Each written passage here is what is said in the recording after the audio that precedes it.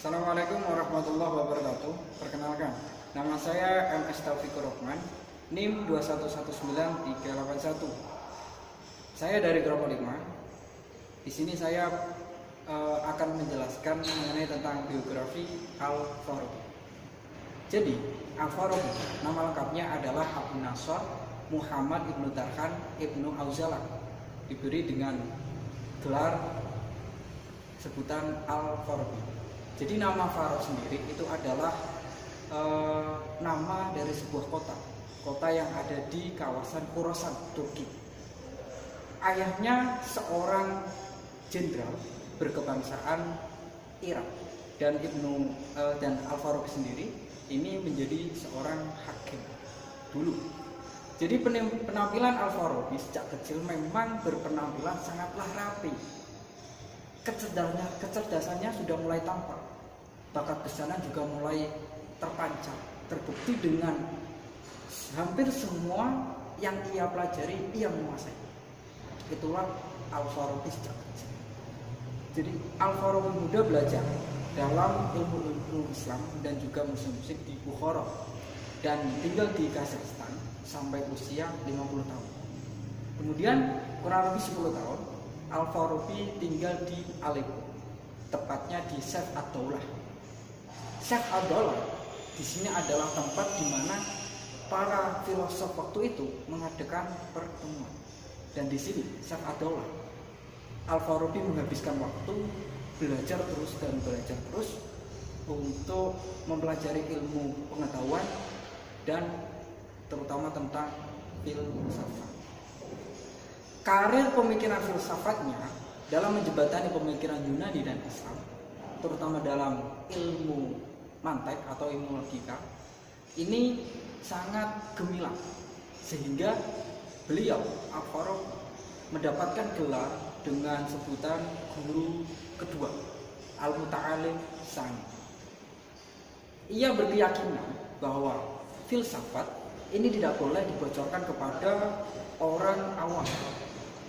Oleh karena itu, filosof-filosof atau pendapat-pendapat para filosof ini seharusnya memakai bahasa yang gelap, sehingga orang awam tidak bisa mempelajari. Tujuannya apa? Agar orang awam tidak goyah, keimanannya tidak goyah, imannya tidak kacau. Mungkin hanya ini saja yang bisa saya sampaikan mengenai tentang biografi Al-Farabi. Kurang lebihnya mohon maaf, dan materi selanjutnya akan disampaikan oleh rekan saya selanjutnya. See you.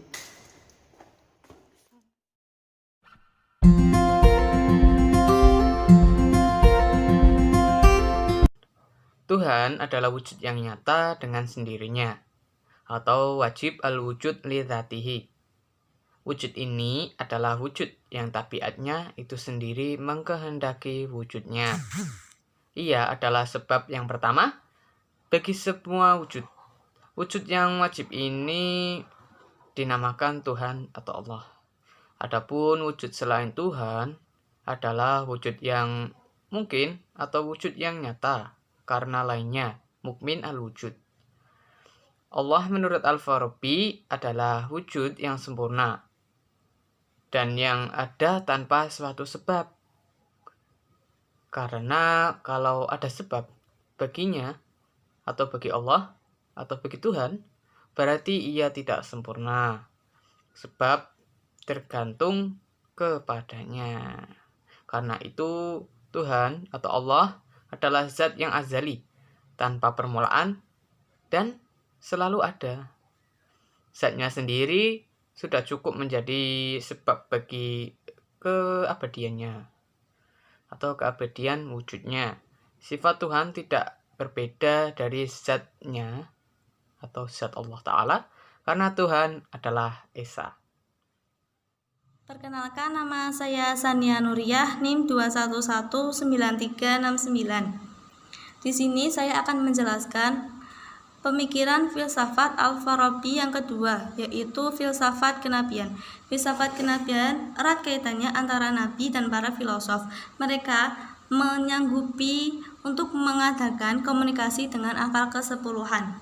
Motif lahirnya filsafat kenabian ini dikarenakan adanya pengingkaran eksistensi kenabian yang dilakukan oleh Abd Ahmad ibnu Ishaq al-Rwandi dan Abu Bakar ibnu Zakaria al-Razi. Mereka menurunkan beberapa karya tulis yang berisi tentang pengingkaran terhadap Nabi, terutama Nabi Muhammad SAW. Kriteria ini dapat dideskripsikan ada 4, yaitu yang pertama, Nabi tidak diperlukan oleh manusia karena manusia itu telah diberi akal oleh Allah tanpa terkecuali. Dan yang kedua, mukjizat itu hanyalah cerita khayalan belaka. Yang ketiga, ajaran Islam itu meracuni prinsip akal. Dan yang keempat, Al-Quran itu bukanlah mukjizat dan Al-Quran itu bukan luar biasa. Tentunya deskripsi itu bertentangan dengan pemikiran Al-Farabi. Menurut Al-Farabi, manusia dapat berhubungan dengan akal kesepuluhan itu melalui 2 cara. Yang pertama, penalaran. Penalaran itu dilakukan secara individu pilihan yang dapat menembus alam materi untuk mencapai cahaya ketuhanan. Sedangkan cara kedua itu yaitu imajinasi. Imajinasi itu hanya dilakukan oleh Nabi. Dari kedua cara tersebut hanya ada perbedaan pada tingkatan, bukan pada eksistensi. Akal kesepuluhan disamakan oleh malaikat dalam filosof Islam. Filosof dapat mengetahui hakikat-hakikat dan Nabi mampu mengadakan kesanggupan karena dapat berkomunikasi dengan akal kesepuluhan. Tetapi kedudukan Nabi dan Rasul itu lebih tinggi dari para filosof. Nabi dan Rasul itu dapat berkomunikasi dengan akal kesepuluhan itu bukan atas usaha sendiri, akan tetapi diberi bantuan dari Tuhan. Dan Nabi dan Rasul itu tidak melalui usaha yaitu akal mustafad, karena Nabi itu diberi imajinasi yang kuat oleh Allah tanpa latihan. Dan sedangkan para filosof itu mengadakan komunikasi dengan akal kesepuluhan itu dengan usahanya sendiri, yaitu dengan akal mustafad. Oleh karena itu, Nabi dan Rasul mendapatkan penegakan mereka dari sumber yang satu, yaitu akal kesepuluhan. Maka pengetahuan, falsafat, dan wahyu diterima Nabi tak bisa bertentangan. Mukjizat terjadi hal-hal yang bertentangan dengan kebiasaan. Terima kasih. Assalamualaikum warahmatullahi wabarakatuh. Sebelumnya perkenalkan, nama saya Dwi Rizkyana dengan NIM 2119098. Yang selanjutnya yaitu filsafat politik.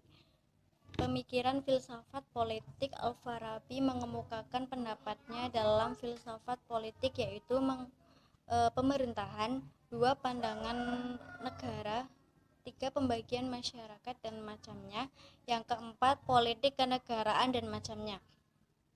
Berikut yang pertama yaitu pemerintahan menurut Al-Farabi dipimpin oleh seorang kepala negara yang dipilih oleh rakyat, di mana rakyat syarat-syarat suatu negara ialah adanya rakyat, daerah, pemerintahan, dan pengakuan negara lain.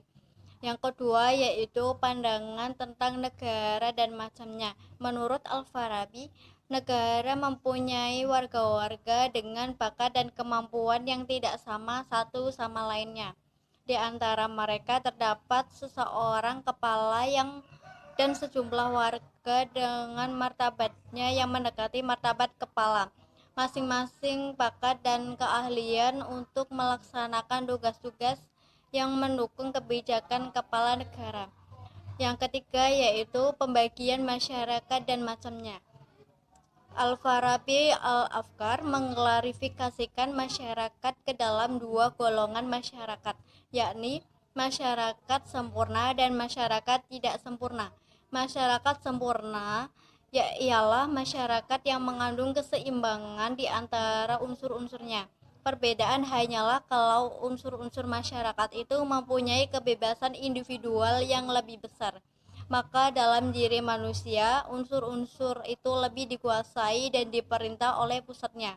Sedangkan masyarakat yang tidak sempurna ialah masyarakat yang kehidupannya kecil, seperti masyarakat penghidupan sosialnya di tingkat desa, kampung, dusun, dan keluarga.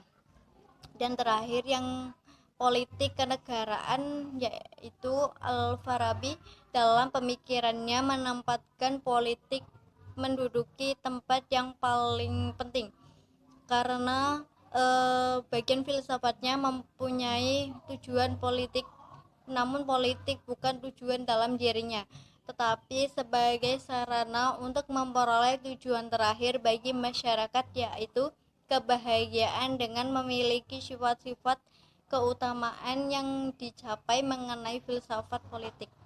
Sekian dari saya. Wassalamualaikum warahmatullahi wabarakatuh. Nah, ialah masyarakat yang mengandung keseimbangan di antara unsur-unsurnya. Perbedaan hanyalah kalau unsur-unsur masyarakat itu mempunyai kebebasan individual yang lebih besar.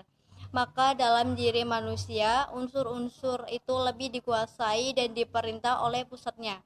Sedangkan masyarakat yang tidak sempurna ialah masyarakat yang kehidupannya kecil, seperti masyarakat penghidupan sosialnya di tingkat desa, kampung, dusun, dan keluarga.